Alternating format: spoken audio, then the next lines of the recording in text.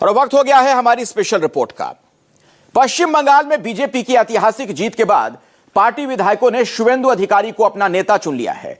शुवेंदु ने राज्यपाल से मुलाकात कर सरकार बनाने का दावा पेश किया और राज्यपाल ने भी शुवेंदु को शपथ ग्रहण का न्योता दे दिया है। तो शनिवार को कोलकाता के ब्रिगेड परेड ग्राउंड में शपथ ग्रहण समारोह होगा, जिसमें प्रधानमंत्री मोदी अमित शाह के साथ 20 राज्यों के मुख्यमंत्री भी शामिल होंगे। बीजेपी के केंद्रीय पर्यवेक्षक के तौर पर कोलकाता पहुंचे अमित शाह ने विधायक दल के फैसले की घोषणा की तो लगे हाथ विपक्ष की तरफ से लगाए जा रहे वोट चोरी के आरोपों को भी सिरे से खारिज कर दिया। शाह ने वोट चोरी को राहुल गांधी की मनगढ़ंत कहानी बताई है, लेकिन हरियाणा में जनता से रूबरू राहुल ने 2-2 कह दिया कि बीजेपी बिना वोट चोरी के कोई भी चुनाव नहीं जीत सकती और अब पूरा देश इस सच से वाकिफ हो चुका है।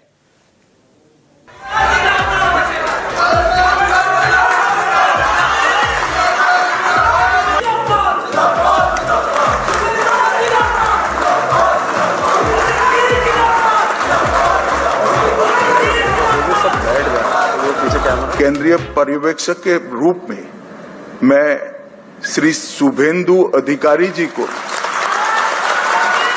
पश्चिम बंगाल विधानमंडल दल के नेता के रूप में निर्वाचित घोषित करता हूं। उसी की जमीन थी, उसी का आसमान था, वही हुआ जिसका इम्कान था। 5 साल तक जिसने खेली नेता विपक्ष की पारी, अब मुख्यमंत्री की कमान संभालेंगे शुवेंदु अधिकारी। पार्टी की तरफ से केंद्रीय पर्यवेक्षक बनाकर बंगाल भेजे गए अमित शाह और मोहन चरण मांझी की मौजूदगी में बंगाल बीजेपी के नवनिर्वाचित विधायकों ने शुवेंदु अधिकारी को सर्वसम्मति से अपना नेता चुन लिया। बकौल अमित शाह, बंगाल बीजेपी में अब की बार दूजा कोई नहीं मिला नेतृत्व का दावेदार। जितने भी प्रस्ताव आए, जितने भी समर्थक आए, सबने एक ही शख्स का नाम लिया, यानी सब चाह रहे हैं कि अब की बारी बंगाल के मुख्यमंत्री बने शुवेंदु अधिकारी। लगभग 8 प्रस्ताव और समर्थन प्राप्त हुए हैं और सभी प्रस्ताव और समर्थन एक ही नाम के मिले हैं। उसके बाद दूसरे नाम के लिए भी सबको समय दिया गया, पर्याप्त समय दिया गया, मगर कोई दूसरा नाम नहीं आया है। इसलिए केंद्रीय पर्यवेक्षक के रूप में मैं श्री शुभेंदु अधिकारी जी को पश्चिम बंगाल विधानमंडल दल के नेता के रूप में निर्वाचित घोषित करता हूं। राष्ट्रीय अध्यक्ष के प्रति आभार प्रकट करता हूं, अमित शाह जी के प्रति आभार प्रकट करता हूं। प्रधानमंत्री जी का आशीर्वाद लेते हुए विधायक दल का निर्वाचित हुआ हूं। सब विधायक का समर्थन हुआ। बीजेपी में डेमोक्रेसी है, सब विधायक लोग ने चुना। संगठन को लेकर, जनता को लेकर जो कमिटमेंट भारतीय जनता पार्टी ने किया है चुनाव के दौरान, वो पूरा करने का काम करेगा।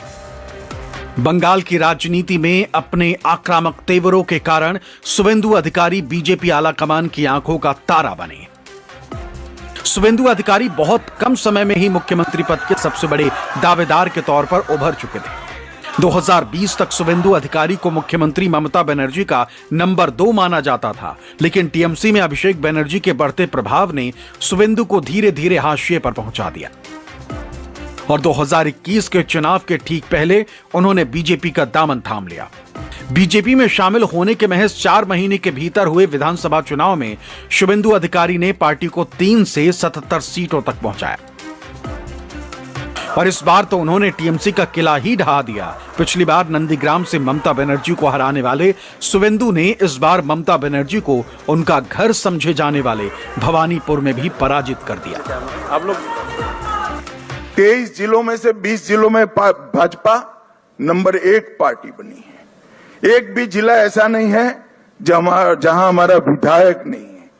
पूर्व मेदिनीपुर 16 की 16 भाजपा, झारग्राम सभी सीटें भाजपा, पुरुलिया सभी सीटें भाजपा, बांकुड़ा सभी सीटें भाजपा, दार्जिलिंग, कलिम्पोंग, जलपाईगुड़ी, अलीपुरद्वार, सभी सीटें भारतीय जनता पार्टी जीती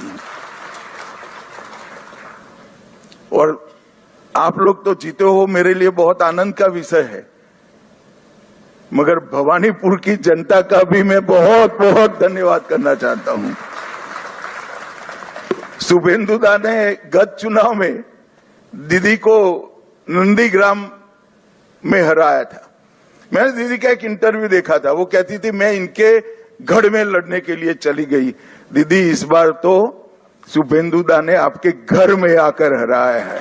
नरेंद्र मोदी जिंदाबाद, मोदी जी जिंदाबाद, मोदी जी जिंदाबाद, मोदी जी जिंदाबाद, मोदी जी जिंदाबाद, मोदी जी जिंदाबाद, मोदी जी जिंदाबाद, मोदी जी जिंदाबाद। 100 साल की वैचारिक यात्रा के बाद गंगोत्री से गंगा सागर तक हर जगह पर आज भारतीय जनता पार्टी की सरकार बनी है। ये हम सब के लिए बहुत आनंद का विषय है। 1950 से जिस विचार की यात्रा को लेकर हम निकले और जिसके नेतृत्व में निकले, श्यामा प्रसाद मुखर्जी के नेतृत्व, उनकी ही जन्मभूमि में 1950 के बाद आज 2026 में श्यामा प्रसाद जी की ही पार्टी की सरकार बन रही है। ये भी बहुत महत्वपूर्ण है। जब 370 हटी तब देश भर के कार्यकर्ताओं के मन में खुशी की लहर दौड़ी थी। मगर मुझे कई वरिष्ठ कार्यकर्ताओं ने कहा था कि अभी भी कुछ कसक बाकी है। मैंने आश्चर्य से पूछा था, भला क्या बचा अब? तब उन्होंने कहा था, बंगाल में भाजपा का झंडा फहराना बाकी है। और आज मैं मानता हूं श्यामा प्रसाद जी जहां पर भी होंगे, मुक्त मन से नरेंद्र मोदी जी के नेतृत्व को वो आशीर्वाद देते होंगे, क्योंकि नेतृत्व ने भारतीय जनता पार्टी को गंगा सागर तक पहुंचाया, गंगोत्री से लेकर। विधायक दल का नेता चुने जाते ही शुवेंदु अधिकारी ने लोक भवन पहुंचकर बंगाल में नई सरकार बनाने का दावा पेश किया और राज्यपाल ने भी बिना किसी असमंजस के बीजेपी की पहले से तय तारीख के मुताबिक ही उन्हें सरकार बनाने का न्योता दे दिया। इससे पहले अमित शाह ने दावा किया कि बंगाल की जनता ने जो प्रचंड जनादेश दिया है उसमें टीएमसी के अधिकांश किले ध्वस्त हो गए। पार्टी के दूसरे नेताओं ने इसे शुवेंदु अधिकारी का करिश्मा करार दिया। 23 प्रशासनिक जिलों में से 9 जिले ऐसे हैं जहां दीदी का खाता भी नहीं खुला है। सुपड़ा साफ हो गया। मैंने ऐसा प्रचंड जनादेश देखा नहीं है। सरकार परफॉर्म करती है तब तो मिलता है, मगर जहां ऑपोजिशन में है, विरोधी दल के नेता को बोलने का कोई मौका नहीं दिया जाता है, जनता की भावनाओं को उजागर करने का मौका नहीं दिया जाता है, वहां पर 9 जिलों में शून्य सत्ताधारी दल का एक केवल और केवल ईश्वर और बंगाल की जनता की कृपा है। और शुभेंदुदा के नेतृत्व में हम बंगाल को सोनार बांग्ला बनाएंगे। आभारी हूं गृह मंत्री जी का, हमारे राष्ट्रीय अध्यक्ष जी का और हमारे जितने भी विधायक जिन्होंने सर्वसम्मति के साथ जो है शुभेंदुदा को अपना नेता चुना और उनका नेतृत्व हमने देखा है। इतने सालों बाद लड़ाई का अंत हुआ, परिवर्तन हुआ। जो हम लोग सोच रहे थे, सपना देख रहे थे, आज वो सफल हुआ। शुभेंदुदा बहुत लड़ाई किया, हमारा कार्यकर्ता ने बहुत लड़ाई किया। पश्चिम बंगाल का भारतीय जनता पार्टी का सबसे पहला मुख्यमंत्री पश्चिम बंगाल से शुभेंदु अधिकारी जी हुआ। मैं धन्यवाद बोलता हूं। और शुभेंदु अधिकारी का नेतृत्व में और पश्चिम बंगाल में हमारा पार्टी श्रमिक भट्टाचार्य का नेतृत्व में हमारा पार्टी जो जनता 11 करोड़ जनता है पश्चिम बंगाल में, उसको लेके हम लोग एक साथ चलेंगे। काफी काम है और जितने काम बाकी है सभी काम उनके हाथों से हो। बहुत दिनों से हम लोग का सपना था पश्चिम बंगाल, रविंद्रनाथ टैगोर का पश्चिम बंगाल है, बंकिम चंद्र चट्टोपाध्याय का है, डॉक्टर श्यामा प्रसाद मुखर्जी का है। उनका सपना आज सफल हुआ, पूरा हुआ। तो सोनार बांग्ला के लिए हम लोग सब एक साथ काम करेंगे और सबसे पहले महिला लोगों को भी, जो महिला मुख्यमंत्री सुरक्षा नहीं दे पाए, हम लोग डबल इंजन का सरकार में एक होके महिला लोगों को सुरक्षित हमले करेंगे। हो रहे हैं बीजेपी कार्यकर्ताओं पर, आखिर कब रुकेगा? हम लोग बार बार यही कहे हैं, जो लोग हमला कर रहे हैं किसी को नहीं छोड़ेंगे, सब लोग का अरेस्ट होगा। हम लोग पुलिस को बोला है स्ट्रिक्ट एक्शन लेने के लिए। अभी हमारा सरकार बन गया है, हमारे शुभेंदु अधिकारी जी सब देखेंगे। पश्चिम बंगाल के चुनाव नतीजों को धांधली, बेईमानी, वोट चोरी और जबरन कब्जा बताने वाली ममता बनर्जी के सुर में सुर मिलाते हुए विपक्षी दलों ने भी बीजेपी को कटघरे में खड़ा कर दिया। राहुल गांधी ने इसे वोट की लूट कहा तो गुरुवार को कोलकाता में ममता बनर्जी से मुलाकात करने पहुंचे अखिलेश यादव ने दावा किया कि ममता बनर्जी हारी नहीं बल्कि हराई गई। अमित शाह ने अखिलेश यादव का नाम तो नहीं लिया, लेकिन राहुल गांधी के इल्जामों की टीस कोलकाता में भी उनकी जबान पर आ ही गई। यह और बात है कि हरियाणा की धरती से राहुल गांधी ने शाह के दावों को बेदम बताया। दो टूक कहा कि बीजेपी चोरी से ही चुनाव जीतती है, अगर चुनाव निष्पक्ष हो तो वो कहीं भी नहीं जीत सकती। कई साल से कांग्रेस पार्टी चुनाव नहीं जीतती है कई जगह पे, और अभी अभी उनको मालूम पड़ गया है कि चुनाव जीतना तो अब असंभव है, तो चुनाव की प्रक्रिया को ही कलुषित कर दो, बदनाम कर दो। इसलिए कांग्रेस के प्रमुख नेता, विपक्ष के नेता राहुल गांधी जी ने अपनी हार को छिपाने के लिए कभी ईवीएम, कभी वोट चोरी, कभी मतदाता सूची, कभी एसआईआर, ये सब कीचड़ उछाड़ने का प्रयास कर रहा है। देखिए, हरियाणा के बारे में आप मुझसे अच्छा जानते हो। यहां का चुनाव बीजेपी ने चोरी किया। मध्य प्रदेश, हरियाणा, महाराष्ट्र, अब बंगाल, असम, इन्होंने सिस्टम बना लिया है चुनाव चोरी करने का। लाखों नाम काट देते हैं, लाखों नए नाम जोड़ देते हैं।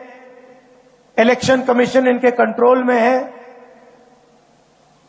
ब्यूरोक्रेसी इनके कंट्रोल में है, और ये सोचते हैं कि इनका राज अब रुक नहीं सकता।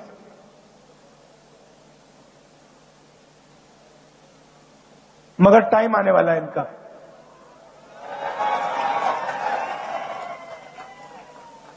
आप देख लेना, इनका टाइम आने वाला है। क्योंकि जनता को यह बात समझ आ गई है कि नरेंद्र मोदी जी, अमित शाह जी देश को बेचने का काम करते हैं। Airport, ports, infrastructure, power plant, अब निकोबार आइलैंड में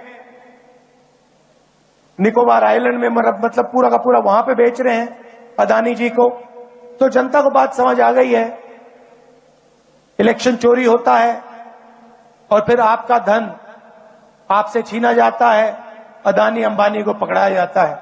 हम तो 2014 से शासन में आए हैं। तमिलनाडु में 1967 से आपका कोई सीएम नहीं बन पाया, ये सभी वोट चोरी थी क्या? पश्चिम बंगाल में 49 साल से आपका सीएम नहीं बना है, वो सभी वोट चोरी थी क्या? सिक्किम में 82 साल से आपका 42 साल से आपका सीएम नहीं बना है, बिहार में 36 साल से नहीं बना है, गुजरात में 30 साल से नहीं बना है, ओडिशा में 26 साल से नहीं बना है, नागालैंड में 23 साल से नहीं बना है, महाराष्ट्र में 12 साल से नहीं बना है। अगर ये सभी वोट चोरी है तो वोट चोरी करने वाले तो आपके साथ बैठे हैं भाई। और सीधी सी बात है, हम नरेंद्र मोदी से, ईडी से, सीबीआई से, इनकम टैक्स डिपार्टमेंट से डरते नहीं। कर लो जो करना है, कोई फर्क नहीं पड़ता। हम कांग्रेस पार्टी, आप लिख के ले लो, कांग्रेस पार्टी नरेंद्र मोदी को हराएगी और फिर देखना हम क्या कार्रवाई करते हैं नरेंद्र मोदी के साथ। क्योंकि इन्होंने देश पर आक्रमण किया है, लोकतांत्रिक सिस्टम पर आक्रमण कर इन्होंने अंबेडकर जी के संविधान पर आक्रमण किया है। संविधान पर आक्रमण किया है और आपका जो हक है, देश की जनता का जो हक है, जो संविधान में लिखा है, लोकतंत्र आपका हक है, उस पर आक्रमण किया है और लोकतंत्र को इन्होंने खत्म किया है।